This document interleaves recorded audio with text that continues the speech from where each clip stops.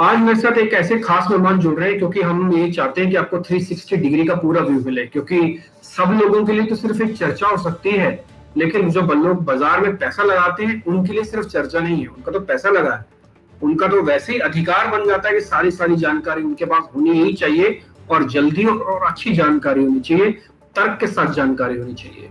सतीश के सिंह हमारे साथ जुड़ रहे हैं। सतीश जी का मैं परिचय क्या दूं, और मतलब आप अगर एक लाइन में समझना चाहते हैं तो मैं ये कह सकता हूं कि ये मेरे जर्नलिज्म के गुरु हैं, ये मेरे पॉलिटिकल नॉलेज के गुरु हैं, ये मेरे इकोनॉमिक्स के गुरु हैं, और ये मेरे कम से कम दिशा तय करने वाले मेरे मेंटोर भी हैं।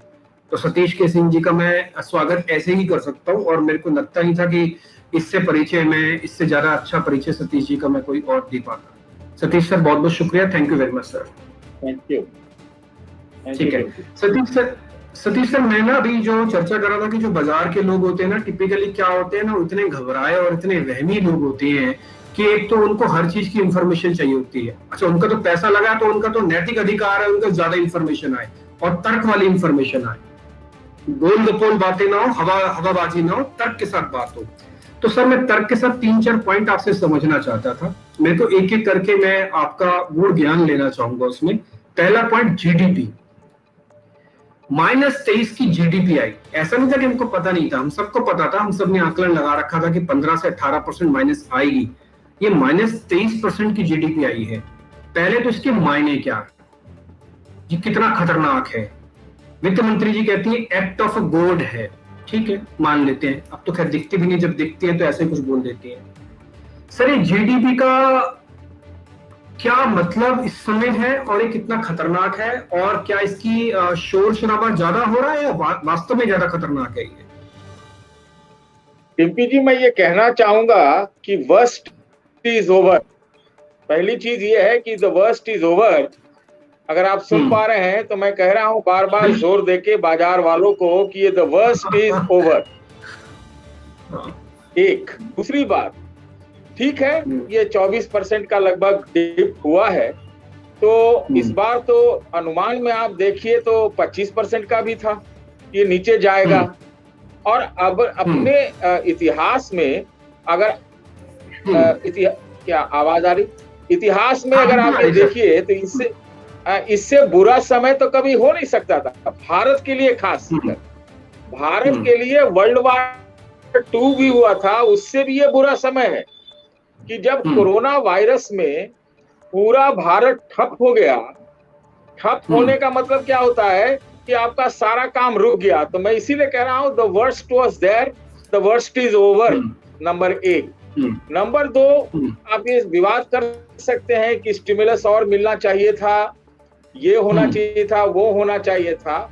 मेरे हिसाब से तो मैं तो एक पेसिमिस्ट ऑप्टिमिस्ट हूं कि इस दौरान ये देश की आर्थिक व्यवस्था चल ही गई, मैं इसको बहुत बड़ा अचीवमेंट मानता हूं। एग्रीकल्चर में आपके रिजल्ट अच्छे आए हैं। अभी जो ऑटो सेल्स के रिपोर्ट लास्ट मंथ के आ रहे हैं वो ठीक थोड़ा नजर आ रहा है, पहले के मुताबिक ये तो कोरोना से पहले बहुत खराब था। तीसरा, अगर आप देखिए तो अभी जो लेटेस्ट रिपोर्ट आई है फैक्ट्री आउटपुट की, उसमें भी बढ़ोतरी है। और जिस तरह से मार्केट में आरबीआई ने इंटरवेंशन करके चीजों को चला के रखा, आप कह सकते हैं कि और कुछ चाहिए, ये चाहिए, वो चाहिए, वो शायद नया स्टिमुलस हो सकता है कि दिया जाए। तो मेरा ये कहना है कि देखिए ये भारत है, अभी फेस्टिवल का टाइम आ रहा है, फेस्टिवल का टाइम आ रहा है और लगता है कि कोरोना पर वो भारी पड़ जाएगा। इसलिए मैं कह रहा हूं कि इकोनॉमी के लिए, बाजार के लिए जो जीडीपी खराब आया है, ऐतिहासिक ढंग से खराब आया है, वो पीछे छूट चुका है।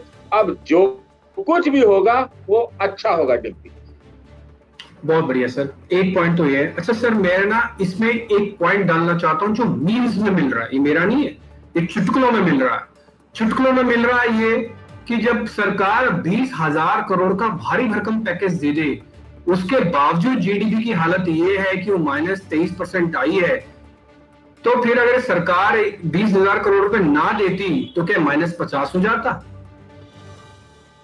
देखिए, इसमें कई तरह के काउंटर आर्गुमेंट हो सकते हैं, क्योंकि क्या बंद रहेगा, क्या खुला, कितना खुला, क्या चालू हुआ, ट्रेन नहीं चल रहा था, फिर ये आपका जो है फैक्ट्री नहीं चालू हो रहे थे, सोशल डिस्टेंसिंग की बात थी, हवाई जहाज बंद है, तो चीजें खुलने के बावजूद भी बंद ही रही, आप ऐसा देखिए। दूसरी बात कि अगर जो व्यापारी है, इंडस्ट्रियलिस्ट है, वो लोन लेने तभी जाएगा जब उसको लगे कि उसको भैया इसमें राहत भी मिल रहा है। लोन लेना है, मुफ्त का पैसा तो मिल नहीं रहा ना, तो लोन इसी आधार पर लेगा कि उसकी व्यवस्था चलेगी, उसका व्यापार होगा, उसकी मैन्युफैक्चरिंग या होगी या उसकी ट्रेडिंग मार्केटिंग होगी। तो ये एक भारी दिक्कत थी, यहाँ पर एक अनिश्चितता का समय था। और मैं अभी पहली बार, मैं आपको सच बताऊं, मैं पहली बार संडे को निकल के घूमने गया देखने, तो मुझे तो, मैं जहां रहता हूं वहां हर कुछ सामान्य दिखा। तो मैं लगता है कि ये जो भय था, अनिश्चितता थी, वो दूर हो चुका है और सबको अपना पेट भरना है, सबको अपने पैसे को जस्टिफाई करना है, अपने लोन को जस्टिफाई करना है, उसकी ईएमआई देनी है। मॉरेटोरियम पे फैसला आ रहा है, एक बहुत बड़ा फैसला होगा सुप्रीम कोर्ट से, और अगर हम गेस करें तो आप समझ सकते हैं कि गेस क्या हो सकता है कि सरकार की तरफ से जो प्रतिवेदन दिया गया है उसमें कहा गया है ये तो 2 साल तक एक्सटेंडेबल हो सकता है। तो आप देखिए कि एक रिलीफ सिस्टम तैयार करने की कोशिश हो रही है। हो सकता है इसका बैंक पर असर पड़ जाए, मैं आपको कह रहा हूं, लेकिन सबसे बड़ी बात है कि अर्थव्यवस्था को चलाना है। और इस दौरान जो सबसे बड़ी चीज हुई है मेरे हिसाब से, मैं नहीं कह रहा हूं कि वो आत्मनिर्भरता जो एकदम बिल्कुल स्वदेशी है, वो मेक इन इंडिया और मेक फॉर द वर्ल्ड है। ये चाइनीज मॉडल है डेंग जाओपिंग का। तो शायद ये चल पड़े, शायद ये चल पड़े, मैं शायद कह रहा हूँ, शायद बार बार लगा रहा हूँ। तो ये एक अर्थव्यवस्था, ये शायद वर्ड लगाने की जरूरत क्यों पड़ रही है? ये प्रधानमंत्री की कार्यकुशलता को लेकर आपको शायद वर्ड लगाना पड़ रहा है, वित्त मंत्री की कार्यकुशलता को देख के शायद वर्ड लगाना पड़ रहा है, भारत की गति को देख के शायद वर्ड लगाना पड़ रहा है? किस कारण से आप शायद लगा रहे हैं? देखिए, शायद में ये रहा कि जो सरकार की आर्थिक नीतियां रही हैं, जमीन पर बहुत उतर नहीं पाई है, पिछला जो वह कह रहा। तो एक तो शायद ये है। दूसरा, लोग कहते हैं कि जी कोरोना वायरस का पता नहीं सेकेंड वेव चल जाए। तीसरा ये कहते हैं कि जी आरबीआई कुछ कहता है, एसबीआई बैंक कुछ और करते हैं और इंडस्ट्रीज कुछ और चाहते हैं। चौथा, एक जो आपका लद्दाख बॉर्डर पे कहानी चल रही है, उसका क्या अंजाम होगा हम कह नहीं सकते। तो भाई, अगर चीन आपको बर्बाद करने में तुला हुआ है, उसका तो बहुत बर्बादी नहीं होगा। ये सारी थोड़ी अनिश्चितताएं होती हैं, इसलिए मैंने शायद शब्द लगा दिया। लेकिन मुझे लगता है कि भारतीय स्थिति में फेस्टिवल जो है ना, फेस्टिवल और पेट दोनों बहुत बहुत भारी है। आपको किस चीज ने बचाया? गांव ने बचाया, एग्रीकल्चर ने बचाया, सब्सिस्टेंस एग्रीकल्चर ने बचाया, और उसमें आपको ग्रोथ वाई दिखता है। आप ये चीज को देख लीजिए, ये बहुत बड़ी चीज है। तो कम से कम इतना तो कह सकते हैं कि भाई फर्टिलाइजर के शेयर्स, आपके ट्रैक्टर के शेयर, जो एग्रीकल्चरल इम्प्लीमेंट्स हैं उसके शेयर्स, और इस तरह से जुड़ी चीजें, वो आप ज्यादा बेहतर समझते हैं, मैं उतना नहीं समझता हूँ, वो तो अच्छे होंगे कम से कम। हाँ, नहीं सर, वो हुए भी हैं। अच्छा सर, मेरा साइड में सेकंड सवाल भी एक्चुअली यही था, ये चाइना वॉर को लेकर था। आज जिस स्थिति में खड़े हैं, अगर मैं आपसे पूछूं, मैं बहुत देसी आदमी, तो आपसे मैं देसी अंदाजे पूछूंगा कि इस समय हम कितने परसेंटेज की दिक्कत में खड़े हैं? क्योंकि बयान अलग अलग आते हैं, मेरे को तो पता भी नहीं कि किसका बयान को ज्यादा ट्रस्ट करना चाहिए। सीडीएस रावत जी कुछ और बोलते हैं, कहीं से कोई अखबार से कहीं से कुछ और खबर आती है। पहली बात तो हम कितने खतरे वाली परसेंटेज में खड़े हैं, आगे क्या हो सकता है, कितना खतरा बढ़ सकता है, कितना खतरा घट सकता है, या आप अपने एक्सपीरियंस के बेसिस पर भी हमको बता सकते हैं? यथास्थिति जो होगी सो होगी, देखी जाएगी। देखिए, चीन जो है अपने जीवन का सबसे बड़ा लड़ाई पिछले 60 साल में, 70 साल में लड़ रहा है, जो दुनिया से अलग थलग है। वहां पर लोग कह रहे हैं कि खाने पीने का अकाल हो रहा है। वहां पर जो वहां के राष्ट्रपति हैं, जो राष्ट्रपति हैं, उनकी कुर्सी पर आंच आ रही है और उनका ट्रेड थोड़ा नीचे जा रहा है, अलग थलग है। पूरा पश्चिम वाले चाहते भी हैं कि इनको जरा जो है चीन को यह रास्ता दिखा दिया जाए, उनको नीचे ले आया जाए, फिर अपने हिसाब से डिक्टेट करेंगे। तो वो अपना एक गुस्सा या अपना एक अस्तित्व दिखाने के लिए वो भारत को परेशान कर सकता है। क्यों कर सकता है? क्योंकि भारत जो है वो भले ही आप ट्रेड और नेगोशिएशन में वो पश्चिम वाले भारत पे थोड़ा भारी पड़ेंगे, वो भी चाहेंगे कि उनका बिजनेस हो, लेकिन वो अंदर से जो वात्सल्य रस है वो भारत के लिए होगा, चीन के लिए नहीं होगा। तो वो चीन चाहता है कि भारत को परेशान करे और ये परेशानी हो सकता है 100% तक जाए। आपने परसेंट पूछा है, लेकिन अभी देखिए राजनाथ सिंह एससीओ के मीटिंग में रशिया में जा रहे हैं। हालांकि वहां पर एक ट्राइलैटरल एक एक्सरसाइज होनी थी, उससे भारत ने अपने को वापस ले लिया युद्धाभ्यास से, प्यार वाला युद्धाभ्यास जो होता है। तो ये देखने लायक है। लेकिन ये एक बात समझिए डिम्पी, और ये आपके दर्शकों को समझना चाहिए कि जो अभी ताजा खबरें लद्दाख से आई हैं, उसमें ऐसा लगता है कि चीन के मंसूबे को नाकामयाब करने के लिए भारत ने इनिशिएटिव लिया है कि ऊंची पहाड़ियों पर जाके भारत के लोग तैनात हो गए हैं, चाहे वो जो पैंगोंग त्सो के दक्षिणी इलाके में हो और चाहे ऊंची पहाड़ियों पे जो स्ट्रेटेजिक पोजीशन है वहां पर खड़े हुए। यानी कि चीन को मुकाबला हो रहा है। अगर चीन इस डर गया तो फिर ठीक रहेगा, लेकिन चीन पूरा तैयारी करके हेलीपोर्ट लेके J-20 की जहाज लेकर के ये सारा कुछ लेके, अगर उसको डर लगता है भारत से इकोनॉमी और कॉमर्स के पोटेंशियल में, तो हो सकता है कि वो परेशान करे। सतीश सर, इसकी कीमत भारत को ज्यादा तो नहीं सर, इसकी कीमत कहीं भारत को ज्यादा तो नहीं चुकानी पड़ जाएगी? ठीक है, सब लोग भारत पे ही दांव लगा रहे हैं, भारत भी अपनी यथास्थिति को मजबूत कर ही रहा है। इसकी कॉस्ट क्या? इसकी कॉस्ट ऐसी तो नहीं है कि हम 100 गज का प्लॉट लेने चले थे और बहुत ज्यादा पैसे दे दिए। देखिए, आप अपना एक एक गज का प्लॉट तो वापस लेंगे, एक एक इंच की भूमि। और ये बात सही है आपकी डिम्पी कि हाँ, एक एक बात वो है कि आप जो है किसी भी कीमत पर अपनी जमीन छोड़ नहीं सकते हैं, खास तौर में ऐसी सरकार में जो कि 112 इंच के हिसाब से चलती है अगर डोमेस्टिक देखा जाए तो ऐसे में अगर 1 इंच इधर उधर हुआ, जो कि जिस तरह से देखिए वो कांग्रेस वाले रोज के रोज कुछ न कुछ बाएं दाएं लिख देते हैं, तो वैसे में इनको रक्षा करना बहुत जरूरी है, नंबर 1। नंबर 2, इसी दौरान आपने आत्मनिर्भरता का नारा दे दिया है। तो क्या कह रहे हैं आप कि चीन में जो आप इन्वेस्टमेंट करते हैं दुनिया वाले, वो भारत में आओ और भारत में जो माल की खपत है वो हम यही पैदा करेंगे, हम यही खाएंगे और यहीं से एक्सपोर्ट करेंगे, जो चाइनीज मॉडल है। तो वो आपको परेशान कर सकता है और इसका खामियाजा वो कोशिश करेगा कि भारत के ऊपर हो। This is very important. They want to disturb you, you understand, they want to disturb you.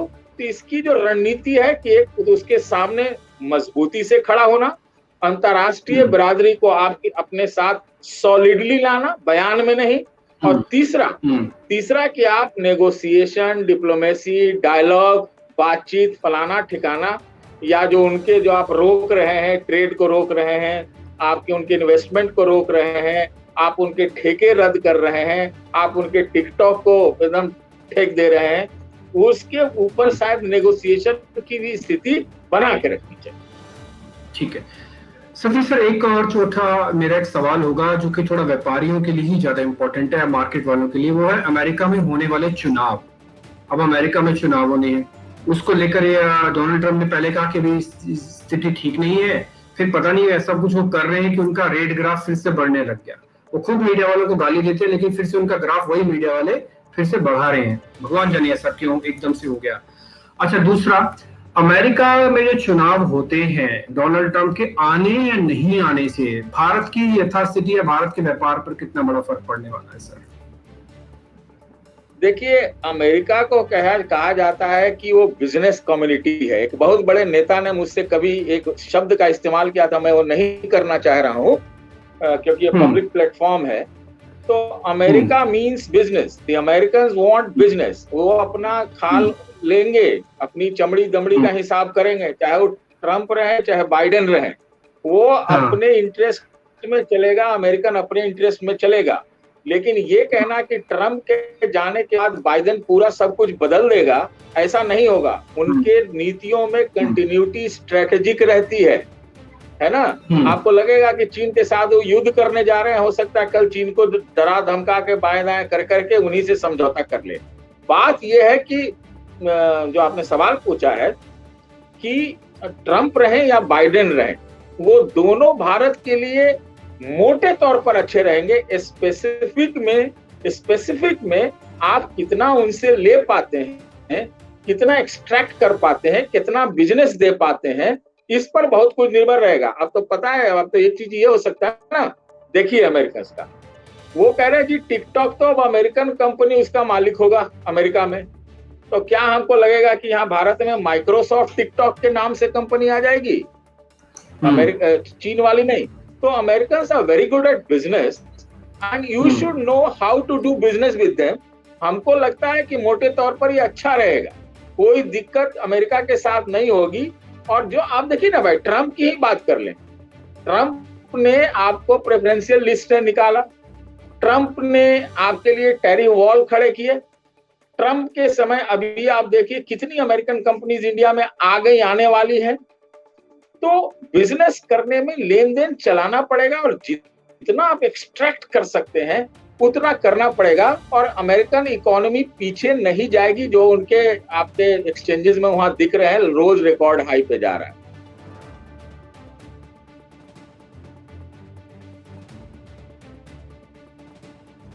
आवाज नहीं आ रही। हेलो सर, आपको आएगी एक? हाँ सर, आपका आवाज आएगी आवाज। अच्छा, एक चीज सर, मेरे को एक मेरा आखिरी क्वेश्चन था आपसे, वो था सर जॉब्स को लेकर। असल में सब कुछ ठीक हो रहा है, प्रधानमंत्री का जो भी बात हो रही है ठीक हो सकती है। आपकी फेस्टिवल वाली बात को मैं बहुत बड़े नोटिस करता हूँ, और मेरे लिए भी एक लेसन है, लर्निंग है कि पेड़ और त्योहार भारत की आत्मा है, एग्रीकल्चर उसमें से एक हिस्सा भी है।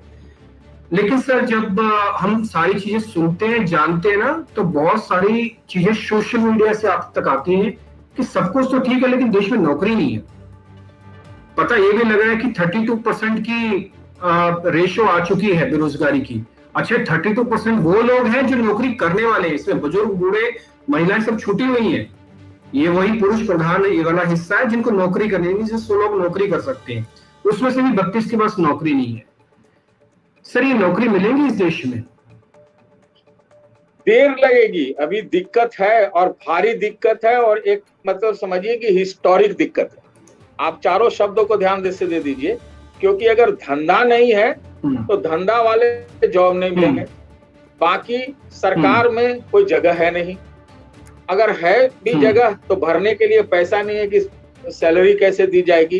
तो वो धंधे की या अपने जॉब्स की भारी भारी दिक्कत है, और इसमें काफी समय लगेगा।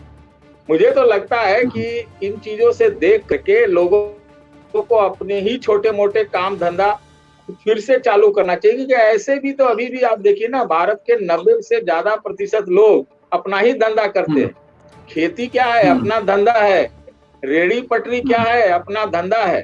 तो धंधे पे ही आना पड़ेगा, इसी में लेन देन बिठाना पड़ेगा, इसी की एक मार्केट आपको बना के रखनी पड़ेगी। लेकिन जहां तक आपने पूछा है, जॉब्स की स्थिति गंभीर है। मैं तो यही मानता हूं कि भारत में एक अच्छी चीज क्या है कि यहाँ फेस्टिवल पे भी जो है ना, फेस्टिवल जो है वो पेट पे भारी पड़ता है। पेट अपना लोग काट के भी फेस्टिवल मनाएंगे, तो शायद आप रोजगार पैदा करें। और रोजगार और नौकरी में बहुत अलग अलग फर्क करके देख लेना चाहिए, बहुत ज्यादा जरूरी है कि ये देखना, क्योंकि हर कंपनी तो अपना बैलेंस शीट देखेंगी, टॉप लाइन बॉटम लाइन, तो वो तो आपको निकाल देंगे। उनको 14 आदमी से काम हो सकता है, वर्क फ्रॉम होम से काम हो सकता है, तो वो रखेंगे। तो ये जॉब्स की भारी दिक्कत है देश में, और खास तौर से जब 29 साल का आपका एवरेज एज हो पूरे भारत का, जवान इंडिया, तो उसमें तो ये डेमोग्राफी का ये बर्डन बहुत बड़ा है। फिर रास्ता सिर्फ यही है कि ये मत सोचिए कि डिम्पी कालरा जी अपने कंपनी में हमको एक नौकरी देंगे, बल्कि आप ये कोशिश करिए कि कुछ न कुछ आप साइड से करिए। और भारत के लोग ऐसे ही सबसिस्टेंस में जी रहे हैं ना। गांव वाले आपको क्या विलासिता में जीते हैं क्या? अरे उनको खाना मिल गया, कुछ कमा लिया, कुछ खेत से माल बिक गया, उसी से वो चला लेते हैं। मैं गांव से आता हूं, मैं जानता हूं कि कैसे गांव चलता है। तो वो भी है कि सबसिस्टेंस से आगे बढ़ने के लिए जिस तरह से एग्रीकल्चर पे, रूरल इंडिया पे ये सरकार कहती है कि वो फोकस कर रही है, तो ये सब ये जरूरी है इस वक्त कि नए सिरे से रोजगार का सृजन हो। ये मनरेगा वगैरह भी काम देने वाला ज्यादा है नहीं। ये after all it's a relief employment, it's not product generating employment. तो एम्प्लॉयमेंट का क्या होगा? एम्प्लॉयमेंट के लिए कि रोजगार के लिए धंधा चालू करें और व्यक्तिगत रूप से चालू करें और उसी में गुणवत्ता लाएं। This is the way. तो आपको लोन जो मिल रहा है, मोरिटोरियम वगैरह चल रहा है, रिलीफ मिल रहा है, वो ले दे के कुछ चालू कीजिए, पक्का चालू कीजिए, और कोई रास्ता इस वक्त नहीं है। बहुत बढ़िया, एक्सीलेंट सर। यही हमको मिस था हमारे लिए, जो मेरे को आपसे मिल रहा है कि भाई खरी सुन लो। आप खरी ये सुन लो कि नौकरियों के बारे में ज्यादा सोचो मत, दिमाग मत लगाओ, व्यापार के बारे में दिमाग लगाओ। ये सुनना चाहता था। इससे कोई बोलता नहीं है। पार्टी प्रवक्ता को बुलाएंगे तो अपनी बीन और अपनी डफली बजा के निकल जाएंगे। ये आप जैसे लोग हैं जो इस तरह से बोल सकते हैं। मेरे को अच्छी तरह से याद है, आपने तो प्रधानमंत्री से भी ऐसा सवाल पूछ लिया था, डॉक्टर मनमोहन सिंह से, जो बैठे थे। वो आपका जो सवाल था बाद में देश की हेडलाइंस बना, सभी अखबारों में जाके पता किया। जो 19 सवाल थे वो गौण हो गए, आपका सवाल सुप्रीम हो गया। वो तो मैं तो उसका खैर प्रत्यक्ष प्रमाण हूँ। सर एक चीज मेरे को आपसे और पता करनी है, वो ये पता करनी है, वो थोड़ा सा मजाक वाला हिस्सा भी है। मजाक का हिस्सा है कि मतलब पता नहीं इस देश के अंदर ये कैसे हो जाता है एकदम से। प्रधानमंत्री की मन की बात में डिसलाइक्स आने लग गए और वो लाखों डिसलाइक होने लग गए। ये तो बीजेपी के ऊपर आरोप लगाया जाता था कि वो सोशल मीडिया को मैनेज करना जानती है। इस देश में अगर सोशल मीडिया को मैनेज करना किसी ने सीखा जाना तो बीजेपी से सीखे। बीजेपी के आईटी सेल अपने आप में एक इंडस्ट्री हो गया था। ये कैसे हो गया सर कि प्रधानमंत्री के मन की बात को यूट्यूब पे डिसलाइक की बम्बार्डिंग हो गई? ये रणनीति है, सोची समझी चाल है, कोई एरर है, प्रधानमंत्री की पॉपुलैरिटी कम हो रही है, या फिर right speech on a wrong time हुआ है?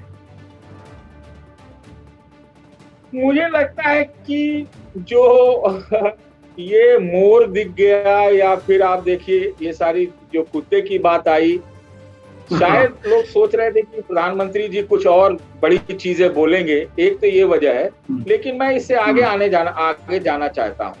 अभी देखिए जो अमेरिकन कंट्रोल्ड जो social media technology platform companies है, उसको लेकर भारी विवाद चल रहा है।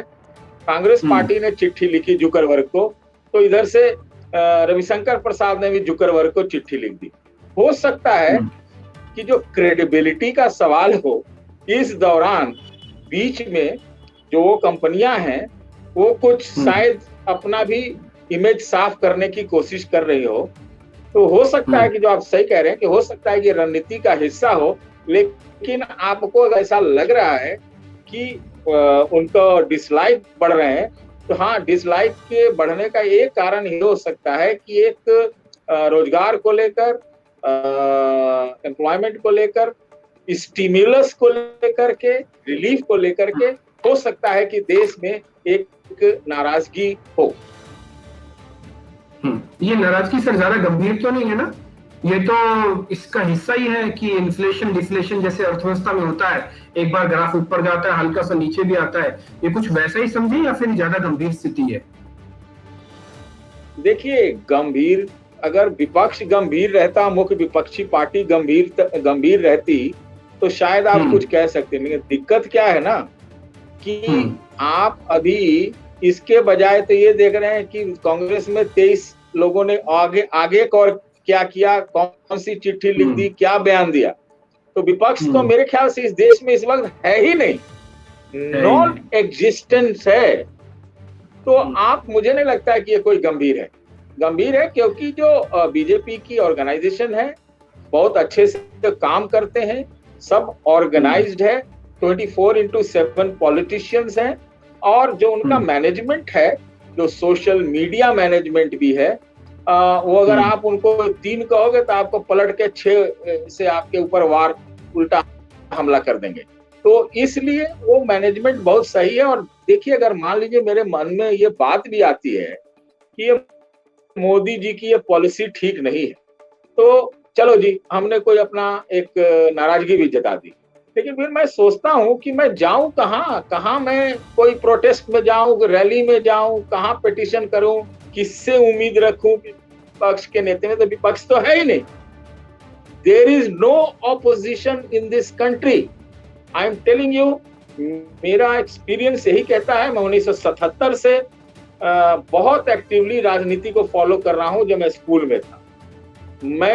मुझे लगता है कि this is for the first time the history of Indian democratic politics that there is no opposition. Even the Congress chief minister जो हैं, बहुत सारे 2-3-4 जो हैं ही, उनमें भी आप उनको कह नहीं सकते वो कांग्रेस के चीफ मिनिस्टर हैं। उनकी लॉयल्टी पर भी मुझे शक लगता है। वो भी शायद खुद मैनेज करते रहते हैं या मैनेज्ड हैं। तो there is no opposition, there is no opposition. आप नवीन पटनायक को ऑपोजिशन बोलेंगे? चंद्रशेखर को ऑपोजिशन बोलेंगे? आप उसको जगन रेड्डी को ऑपोजिशन बोलेंगे? इवन उद्धव ठाकरे को और अरविंद केजरीवाल को क्या आप ऑपोजिशन बोलेंगे? मैं नहीं कह सकता, मैं नहीं कह सकता। तो ये स्थिति है। तो पूरे, अगर आप 360 डिग्री की बात आपने की है, तो ये मेरा सोच का नजरिया। बहुत बढ़िया सर, एक्सीलेंट सर, बहुत बहुत शुक्रिया। आपने आज फिर से अपना कीमती समय हमको दिया, और ये लर्निंग शायद हम 50 साल से भी अगर हम मेहनत करते रहे ना तो सीख नहीं पाएंगे, जो हमको 5 मिनट या 10 मिनट में आपसे मिल गई। तो एक्चुअली में जो कहते हैं ना, गागर में सागर को भर लेना, वो आज हमने करके दिखा दिया। इन्हीं 5 सवालों से हमने सतीश जी से बहुत कुछ उगलवा लिया। सतीश जी जल्दी जल्दी बात नहीं रखते, अपनी बताते नहीं अपने गुण ज्ञान को, लेकिन थोड़ा सा क्रेडिट हम भी ले लेते हैं कि हमने सतीश जी से बहुत सारी चीजें निकलवा ली। सतीश सर, बहुत बहुत शुक्रिया। मैं आपसे बहुत सीखा हूँ डिम्पी, मैं आपसे बहुत सीखा हूँ, और आपसे बहुत सीखना है, बहुत सीखना है, सही में बहुत सीखना है, बहुत सीखना है। ठीक है सर, बिल्कुल सर, बहुत बहुत शुक्रिया। All the best. Thank you very much sir, thank you very much.